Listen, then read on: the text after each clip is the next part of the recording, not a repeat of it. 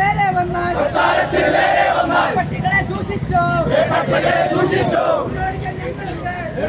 ഞങ്ങളുണ്ട്.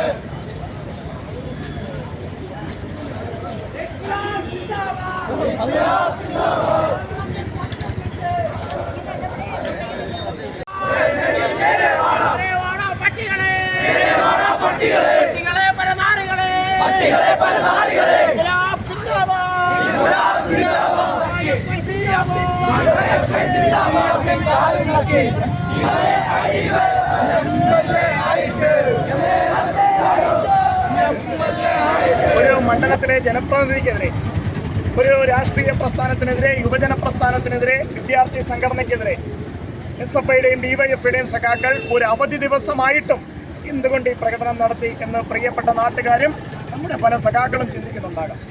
നമ്മൾക്ക് എല്ലാവർക്കും അറിയാം, പുനലൂർ ശ്രീനാരായണ കോളേജിൽ വർഷങ്ങളായി തിരഞ്ഞെടുപ്പ് നടക്കുന്നത് SFIയും DYFIയും തമ്മിലാണ്. SFIയും AISFും തമ്മിലാണ്. SFIയും AISFും തമ്മിലുള്ള തെരഞ്ഞെടുപ്പ് സമാധാനപരമായി പൊയ്ക്കൊണ്ടിരിക്കുമ്പോഴാണ് ഒരാൾ MLA ആയി വരുന്നത്. MLA ആയി വരുമ്പോൾ സ്വാഭാവികമായും ഇടതുപക്ഷ ജനാധിപത്യ മുന്നണിയുടെ MLA ആണ്. നമ്മൾ കൂടി വിയർപ്പൊഴുക്കിയ MLA ആണ്. നമ്മളുടെ കൂടി പ്രവർത്തനത്തിന്റെ ഭാഗമായി MLA ആയ ആളാണ്.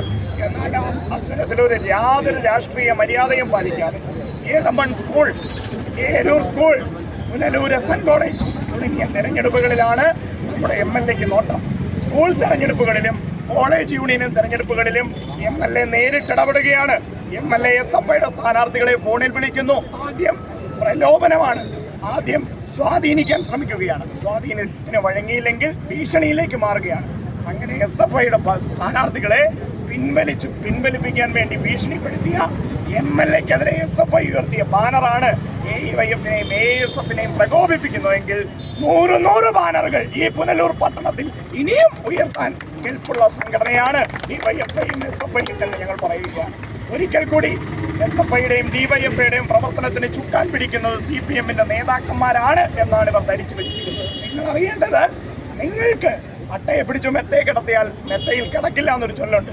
CPIയുടെ ജില്ലാ സെക്രട്ടറി ആയാലും ഇടതുപക്ഷ ജനാധിപത്യ മുന്നണിയുടെ കൺവീനറായാലും AISFന്റെയും YFന്റെയും പ്രവർത്തനമൊക്കെ നടത്താൻ നിങ്ങൾക്ക് ഒരേ ആളുകൾ മാത്രമേ കാണൂ. പക്ഷേ ഞങ്ങൾ SFIയുടെ പ്രവർത്തനം, SFIക്ക് ഒരു ആവശ്യം വന്നാൽ മാത്രം DYFIയും ഞങ്ങളെ നല്ല കണ്ണിലെ കൃഷ്ണമണി പോലെ കാക്കാൻ ഞങ്ങളുടെ പ്രസ്ഥാനമുള്ളപ്പോഴും ഞങ്ങളുടെ പ്രവർത്തനം സ്വതന്ത്രമായി സംഘടിപ്പിക്കുവാൻ അനുവാദം തന്നിട്ടുള്ള നേതൃത്വമാണ് ഞങ്ങൾക്കുള്ളത്.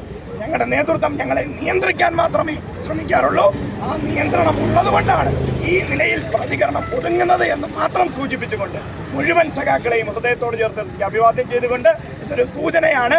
ഇതുകൊണ്ട് നിർത്താൻ നിങ്ങൾക്ക് ഉദ്ദേശമില്ലെങ്കിൽ തുടരാൻ തന്നെയാണ് തീരുമാനം, പ്രതിരോധിക്കാൻ തന്നെയാണ് തീരുമാനമെന്ന് ഉറക്കെ പറയാൻ ഞങ്ങൾ ആഗ്രഹിക്കുകയാണ്.